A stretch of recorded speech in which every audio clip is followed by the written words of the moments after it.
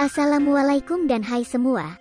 Hari ini saya akan tunjukkan cara bagaimana ingin menghasilkan masakan rimba telur dalam kentang bakar. Sebelum itu Anda semua perlu bantu saya untuk tekan button subscribe dan like video ini. Benda mudah tak perlu bayar pun. Oke, jom kita mulai memasak. Bahan-bahan utamanya ialah kentang, telur ayam, garam, dan sedikit serbuk lada sulah. Kalau nak guna telur itik pun boleh, tapi perlu cari kentang yang besar. Jangan kau pakai telur ikan, sudahlah. Langkah pertama, basuh dahulu kentang dan telur sehingga bersih dan potong kentang 1/4 bahagian macam ni dan tebuk isi dalam kentang.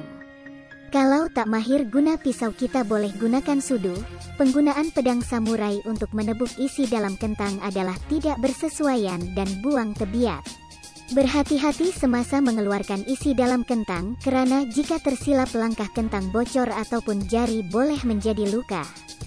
Kalau jari luka tak apa, ada ubatnya, tetapi jika jiwa yang terluka sukar untuk merawatnya. Cia. Mesti ramai yang nak tahu mengapa saya alas meja guna daun pisang, kan? Tak semestinya guna daun pisang. Sebenarnya kita boleh guna apa sahaja daun yang bersaiz lebar, dan fungsi daun tersebut adalah untuk memastikan permukaan tempat memasak bersih dan selamat. Penggunaan daun teruk untuk dijadikan alas adalah tidak bersesuaian sama sekali. Kau ingat kelakar ke? Selepas berjaya membuat lubang dengan mengeluarkan isi dalam kentang, kita kumpulkan isi tersebut dan boleh dijadikan bahan masakan yang lain. Jangan membazir karena ianya masih boleh digunakan. Kemaskan sedikit bentuk lubang dalam kentang dengan berhati-hati sebagaimana Anda kemaskan ikatan cinta kita berdua. Cia. Langkah seterusnya, ambil telur ayam yang telah dibasuh tadi. Kemudian pecahkan telur dan masukkan ke dalam kentang yang telah siap ditebuk kemas. Berhati-hati semasa memegang telur karena telur bersifat rapuh sama seperti rapuhnya ikatan cinta kita berdua. Cia. Seterusnya ambil bahagian kentang yang telah dipotong tadi dan tutup lubang kentang. Pastikan lubang kentang ditutup dengan sempurna untuk mengelakkan daripada telur tumpah keluar. Ini saya belanja macam mana rupa telur yang telah diisi di dalam kentang. Mantap kan? Sebelum itu saya masukkan serbuk lada sulah dan sedikit garam ke dalam telur untuk memberikan rasa enak ketika makan nanti. Jangan masukkan terlalu banyak garam karena garam akan menghasilkan rasa masin. Teringat cerita Peramli Bujang Lapok? Kemudian barulah boleh tutup kentang ini dengan sempurna dan pastikan tiada telur yang tertumpah keluar. Saya ikat kentang ini dengan dawai besi supaya penutup kentang akan menjadi ketat, seterusnya tiada telur yang akan tertumpah. Kalau tak ada dawai, Anda boleh gunakan lidi ataupun lilitan daun sirih sebagai alternatif. Wah, bukan main laju lagi Cikgu Arif ikat kentang. Yelah, kalau tak korang mesti akan boring tengok video nih kan? Sekarang nih kita perlu hidupkan api. Kenapa nak hidupkan api? Abis tu takkan nak bakar kentang gunakan air paip, mestilah kena guna api. Yang bukan-bukan saja soalan kamu ini. Kadang kala cikgu boleh keluar kepak super saya bila nak jawab soalan kamu nih tahu. Oke, berhati-hati semasa menghidupkan api ya. Jangan sampai melecur tangan, sudahlah.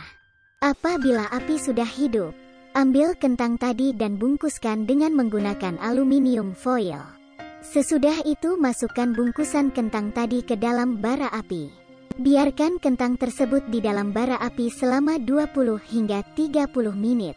Lagi sekali saya ingatkan supaya sentiasa berhati-hati semasa mengendalikan aktiviti yang menggunakan api karena api sifatnya panas dan hangat, hampir sama seperti hangatnya cinta kita berdua. Cia.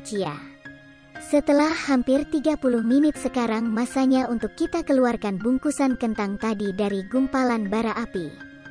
Gunakan penyepit untuk keluarkan bungkusan dari api karena suhunya sangat panas dan tangan boleh melecur jika terkena bara api. Sekarang buka bungkusan aluminium foil tadi dengan berhati-hati karena ianya masih panas dan berbahaya jika disentuh dengan tangan.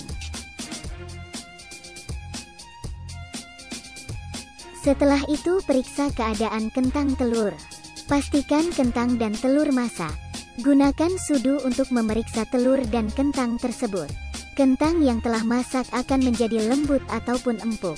Cungkil guna sudu pun dah boleh. Telur pula jika telah masak ianya akan berubah daripada cecair kepada pepejal. Tengok tuh, nampak sedap kan? Kentang menjadi sangat lembut. Tak perlu rebus lagi. Nah, ini saya makan dulu. Kamu di rumah telan air liur sajalah. Hahaha. Terima kasih kerana sudi menonton video saya ini. Semoga apa yang saya kongsikan akan memberikan ilmu yang bermanfaat untuk Anda semua. Sebelum itu jangan lupa tekan button subscribe dan like untuk video saya ini. Tak perlu bayar pun, percuma sahaja.